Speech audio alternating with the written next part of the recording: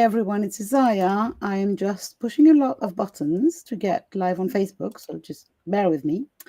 And hopefully in just a minute we can start the serious work of having a chat with Ferris. Hi, Ferris. Hi, So Ryan. this is it's the last talk that ramping up to the actual summit of called Women Lighting the Way, because we begin tomorrow. So this is it basically, and I'm really excited. I'm kind of because it's been a long time coming. We've been working a lot around this. It's an amazing summit. 25 women coming to tell their stories and share it with the world. Share each of the stories with the world, and hoping to light the way for the rest of the world. Basically, obviously, we are not the only ones believing that the world needs women's stories, but we are on a mission to create a library of these women's stories. This is the fourth edition of the Women's Lighting the Way Summit, and I couldn't be more proud and grateful and floored by the amazingness of these 25 women, being one of them myself, actually. Let's say these 24 other women. So it's amazing, basically. Come join us. Now, to join us, because this is not going to happen on social media, it happens in a special platform. You do need a ticket. So you can buy a ticket. And the good news is it's a free ticket, but you can buy it either by using the QR code, because now we have a QR code, aren't we, Push? Or by finding the link before the video, below the video, and clicking on it. So the free ticket will give you access to all the talks and a replay of 1 week, because these stories are deep, and you might need to take a breather in between. It's not an ingest as much as you can summit. It's really a way for you to find resonance in maybe somebody else's story. And that means taking time with it. That's why we gift you with 1 week of free replay. Now, on top of the 25 amazing talks, you have 3 live panels where we chat together about stories, how it was easy or difficult to record them, how did we choose what we were going to talk about, and the like, and have some fun, hopefully. So, and you have access to freebies, giveaways, you name it. We have an amazing VIP speaker as well. The incredible Mary Reynolds Thompson was kind enough to allow me to interview her on the very wild topic of her wild soul story. And believe me, you don't want to miss this. So, for all of that, you need a ticket. Go grab one, basically. Go grab one and come and listen to these stories.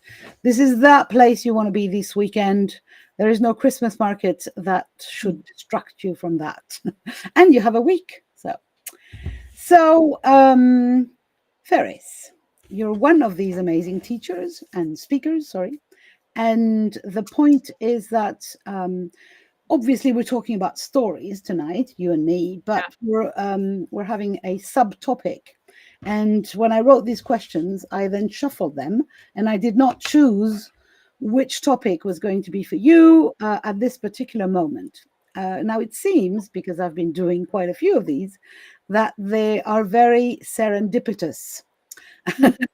So we'll see if that works. And then inside the topic, there are 2 questions. One is a deeper one, and the other one is a fun one. So we'll start with the deep one so that we end on a lighter note. So your topic is rest and stillness. Isn't it a good one? It's a very good one. Yes. And the first question is, when did you first learn that stillness can be powerful? Because I'm not even doubting that you did learn that. I did. When I first learned it, when you asked that, what came to me was through my animal companions. Because I think they were such an important part of my life, and they taught me play, which is what I instantly think of when I think of them. But they also modeled rest so fabulously. And there was nothing, even now, there's nothing nicer with rest to have that lovely company, and they model it so beautifully. If it's now time for a nap, we're on. Yeah, So absolutely. I think they taught me well. They have. They Yeah. have. I think they're very masterful teachers as far as cats are amazing as far as rest is concerned. I'm not very much of a dog person, but I've had cats most of my life. And they are indeed very, very good teachers, as in, Yeah. why am I hustling right now? I could. Yeah. And have you had animal companions for a long time, forever? For was No, that very? Is that a childhood memory or? it is like I had dogs when I was a child, two Pekingese dogs that were quite yappy and fought with each other a lot, but I loved them to bits and they loved me. So, I think animals were my co-regulators during childhood. Mm, My home environment wasn't very regulated, so nature and animals was where I got my regulation. mm. So those animal companions, they were my regulation. They were just wonderful friends and companions. Yeah. I love the idea that we are both teachers and students in our lives for other people, for animal companions, for and that we walk through life sometimes forgetting things, and the universe sends reminders. Some of them have got four legs. Thankfully. Yeah. Thank you. And then the fun question, or maybe not, it depends how you can direct that, is what is your most dramatic "I'm done, I need a nap" moment? Do you remember a point in your life when you said, and that can be a fun moment or a very serious one, when you said, that's it? I What came to me was actually a different move. I've moved recently. Um, is when I'm hungry. God help the world if I am tired and hungry at the same time. It's it's not pretty. I always carry snacks with me for that very reason. But I remember one time many years ago when I was moving and I had a moment of the hangries, and I literally said, I'm going to go and lie down now. I think they were getting pizza or something. When there is food, you tell me and wake me up then. Because I'm not going to be useful before that. So I've known my capacity, that there are times when my energy goes and it's okay, for the safety of humanity, you are now going to rest. So I get told quite in specifically, Mm, why need yeah. you go for loudly now. Yeah, my body does not mince Mhm. its words and intentions. Even now when I go out, I can see my battery of my energy, and it will, like, I love to dance, and it's kind of like my body goes, "You've two dances left, then you're going home, lady, because you're going to be done." Yeah, I love that. I So love I that. go, I honor it. For me, what it reminds me of, and we might go on a tangent, but it doesn't matter. Is my kids. My kids were absolutely like that. As children, they were absolutely transparent energetically. Yeah. When they needed food, it was like food now, and it was like mommy had to take the snacks out of her pockets and handbag and distribute. And when they needed sleep, same thing. It was like now. And I've been partly jealous at the time of this aptitude that they had to be in close communication with their body, and partly taught by, again, like those one had two legs, but still they were teaching me, and I must say that it's I think it's a very treasurable thing to carry this connection to your body, Mm. Yeah.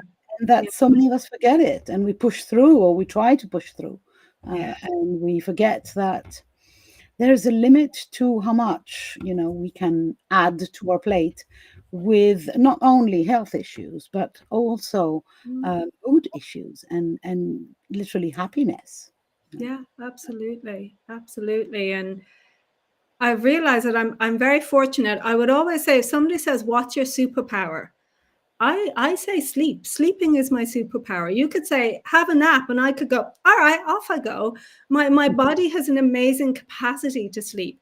It's not movie worthy. I'm not going to save the world by having a good nap, but it kind of saves my world. It's a really, Yeah. I feel so lucky that rest and sleep is so easy for me. And my body tells me, I know not everybody is able to rest so easily, but I treat it as a huge gift that my Yeah, body I tells me. agree. And I agree.